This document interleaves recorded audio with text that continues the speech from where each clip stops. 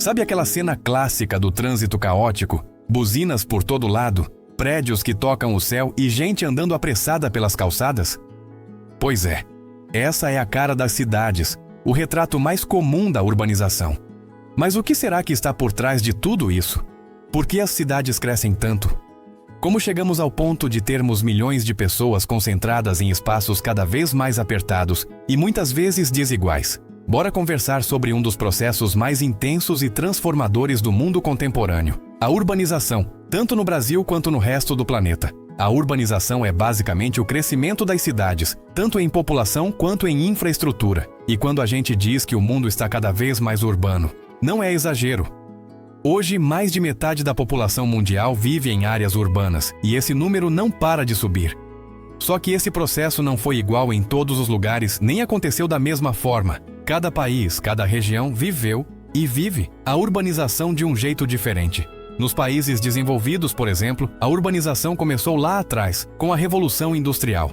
O surgimento das fábricas atraiu muita gente do campo para a cidade, em busca de trabalho. Com isso, as cidades começaram a crescer de forma gradual, acompanhadas por um certo nível de planejamento. Claro que também houve problemas, como falta de saneamento, superpopulação e desigualdade. Mas, no geral, esses países tiveram mais tempo para lidar com os desafios da urbanização. Já nos países em desenvolvimento, como o Brasil, a história foi outra. Aqui, o processo de urbanização foi rápido, intenso e muitas vezes desordenado. A partir da segunda metade do século XX, principalmente entre as décadas de 1950 e 1980, houve um verdadeiro êxodo rural. Milhões de pessoas deixaram o campo em direção às cidades, buscando emprego, serviços e uma vida melhor. Mas as cidades não estavam preparadas para receber tanta gente de uma vez só. E aí surgiram os problemas. Faltou moradia, transporte, saneamento, saúde, educação, cresceram as favelas, aumentou o desemprego, se ampliaram as desigualdades. As cidades passaram a ser espaços de contrastes gritantes. De um lado, arranha-céus e condomínios de luxo. Do outro, comunidades carentes e áreas de risco.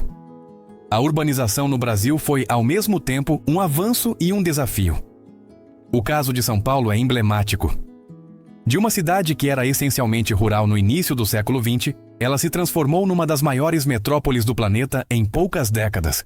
Atraía pessoas de todo o país, principalmente do Nordeste, e também imigrantes do mundo todo. Mas esse crescimento explosivo gerou sérias consequências urbanas: trânsito crônico, poluição do ar, rios canalizados, periferias imensas e, claro, muita desigualdade.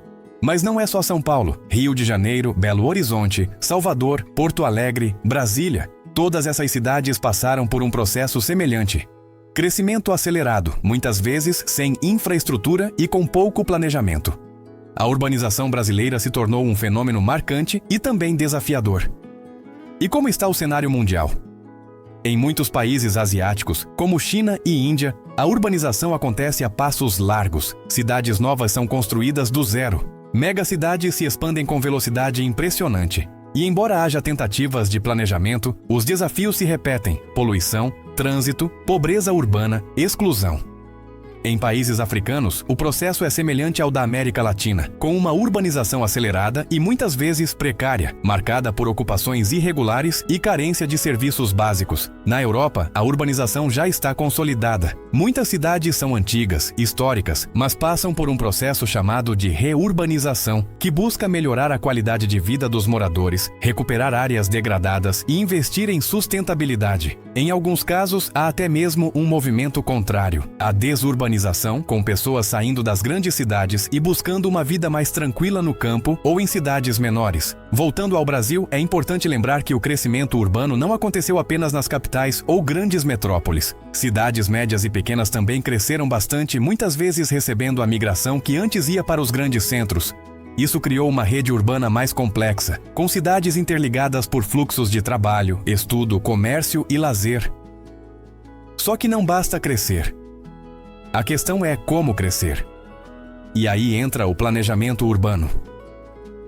O ideal seria que as cidades fossem pensadas para as pessoas, com transporte público de qualidade, áreas verdes, moradia digna, serviços públicos acessíveis e mobilidade eficiente. Mas nem sempre é assim.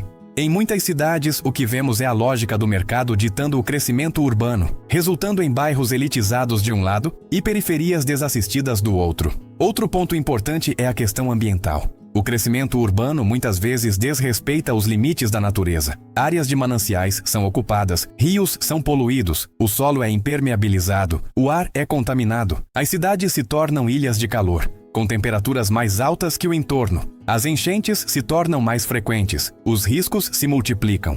E tem também a mobilidade urbana. Em muitas cidades brasileiras, andar de transporte público é um desafio diário. Superlotação, atrasos, falta de integração e quem pode recorre ao carro, o que agrava o trânsito e a poluição. A bicicleta, que poderia ser uma solução, ainda encontra obstáculos, como falta de ciclovias e segurança. O pedestre, então, muitas vezes é esquecido na equação, mas nem tudo está perdido.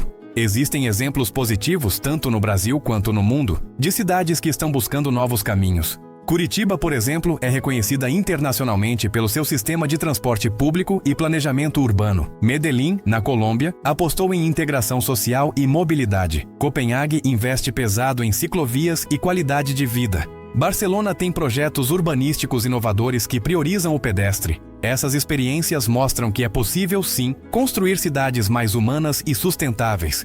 Hoje, com a tecnologia e a inovação, novas ideias surgem a todo momento. Cidades inteligentes, as chamadas Smart Cities, prometem usar dados, sensores e inteligência artificial para melhorar a vida urbana. Desde o controle do trânsito até a gestão do lixo, passando pela segurança e eficiência energética. Mas é preciso cuidado para que essa tecnologia não aumente ainda mais as desigualdades. Afinal, nem todo mundo tem acesso ao digital. A urbanização, no fundo, é o reflexo do modo como vivemos, como nos organizamos, como produzimos e consumimos. Ela não é boa nem ruim por si só. Tudo depende de como a conduzimos. Uma cidade pode ser um lugar de encontro, de diversidade, de inovação, de cultura, de trocas, mas pode também ser um lugar de exclusão, violência, invisibilidade e sofrimento, e isso está nas nossas mãos. E aí entra o nosso papel.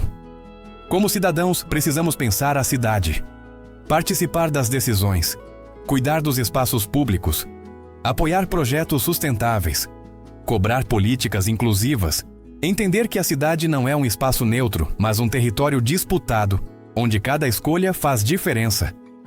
Afinal, a cidade é onde a vida acontece. É onde estudamos, trabalhamos, nos divertimos, nos relacionamos. E se ela não for feita para todos, ela não será boa para ninguém. Urbanizar com justiça, com equilíbrio, com humanidade, esse é o grande desafio do nosso tempo.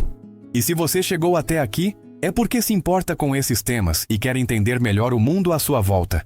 Então, aproveita esse momento para fortalecer essa rede de conhecimento. Curta esse vídeo, compartilhe com mais pessoas que também vivem e constroem cidades todos os dias e se inscreve aqui no canal. Porque falar de urbanização é falar da nossa vida, e quanto mais gente pensando nisso, mais chances a gente tem de transformar as cidades em lugares mais justos, acolhedores e sustentáveis. Até o próximo vídeo!